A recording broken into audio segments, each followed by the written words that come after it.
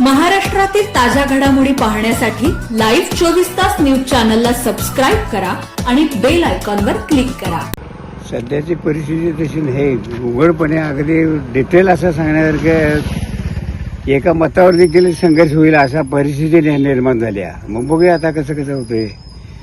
आमची इच्छा आहे मापा हे व्यवस्थित व्हावं असं, परंतु ते कसं होतंय काय काढायचं असं आहे. कोण जिंकेल तसं काय, कारण कसं आहे माहिती आहे काय, हे फिरलं असावं का नाही, डिटेल बी सांगितलं असावं आम्ही जिंकणार म्हणून. तर आपण फिरत नाही तर बाहेर आम्ही लगडी माणसं झाला, त्यामुळे तुमच्या सगळ्यांना ऐकून आम्ही सांगायचं काय उपयोग त्याचा. आम्ही म्हणजे कोण, तुम्हाला काय वाटते तरी? आम्हाला मग आम्ही राजांची माणसं, आम्ही जीव की प्राण. आता म्हातारा झालो आम्ही, हा भाग वेगळा आहे हो. प्युअर आम्ही ह्या गावात, बोरुड्यासारख्या गावात मंडलिक साहेबांच्या विरोधात राजे आता 78% आम्ही आहोत. पण तू ही अति संभ्रमात माणसं मतदारालाच काय सूचना झालंय.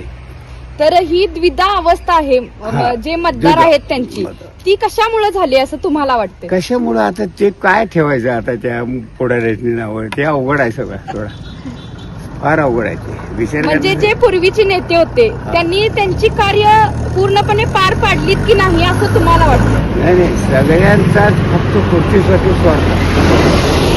जनतेचं किंवा आपल्या कार्यकर्त्याचं हे काय मनस्ताप व्हायला किंवा काय कसं जगायला ह्याचा काय कुणाला नाही. फक्त स्वतःला पाहिजे म्हणून ते मनाला हे तिकडे ते काय वाटेल ते करायला.